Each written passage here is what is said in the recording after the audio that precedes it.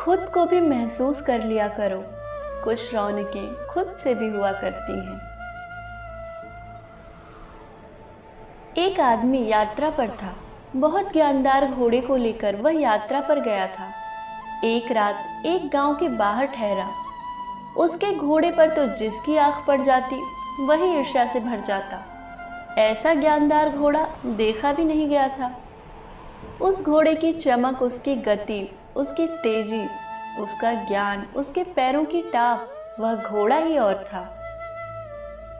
जिस गांव से गुजरा है, लोगों ने कहा है कि जो भी दाम लेना है ले लो या घोड़ा छोड़ जाओ।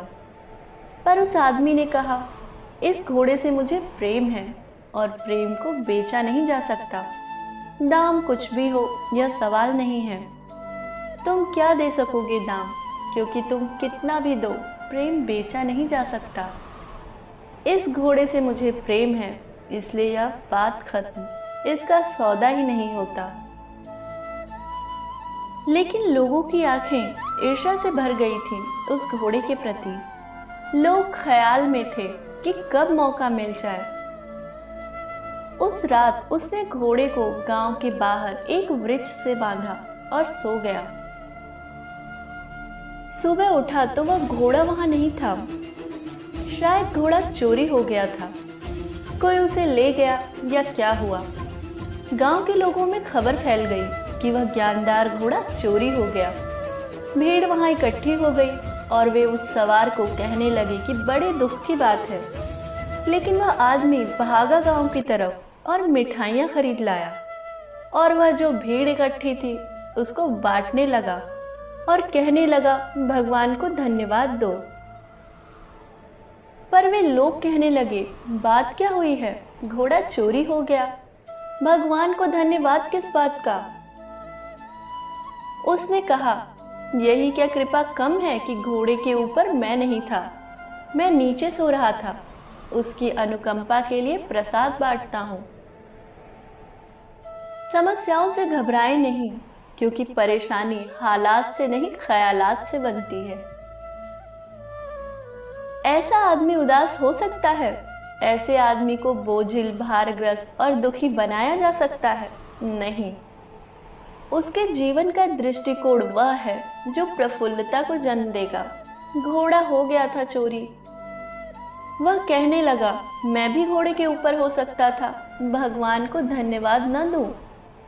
उसकी बड़ी कृपा कि रात जब मैं सोया था तब घोड़ा चोरी हुआ। क्या यह जीवन को देखने का एक ढंग नहीं हो सकता? जीवन को हम कैसे देखते हैं इस पर निर्भर है कि हम प्रफुल्लित होंगे या उदास, हम आनंदित होंगे या दुखी, हमारे प्राण अंधकार से भर जाएंगे या आलोक से। हम कैसे देखते हैं जीवन को? आशा की तरफ से, उज्जवल पक्ष से, वहां से जहां सफेद फूल खिलते हैं, या वहां से जहां कांटे पैदा होते हैं? हम कहां से देखते हैं जीवन को? कोई उदासी, कोई मृत्यु, कोई दुख कहीं भी मौजूद नहीं है सिवाय मानव मन के।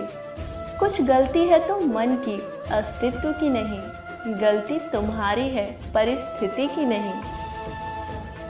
एक सूफी फकीर जो हमेशा खुश रहता था, उससे पूछा गया। 70 साल तक लोगों ने उसे देखा था, वह कभी दुखी नहीं हुआ था।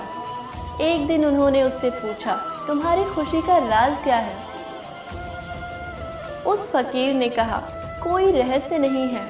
हर सुबह जब मैं उठता हूँ, मैं 5 मिनट का ध्यान करता हूँ और खुद से कहता हूँ, सुनो, अब 2 संभावनाएं हैं, तुम दुखी हो सकते हो या तुम आनंदित हो सकते हो, और मैं हमेशा आनंदित रहना चुनता हूँ।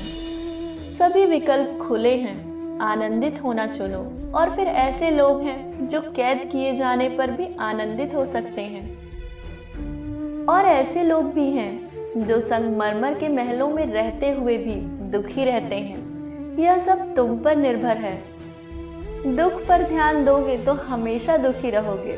सुख पर ध्यान देना शुरू करो। दरअसल तुम जिस चीज पर ध्यान देते हो वह चीज सक्रिय हो जाती है। ध्यान सबसे बड़ी कुंजी है।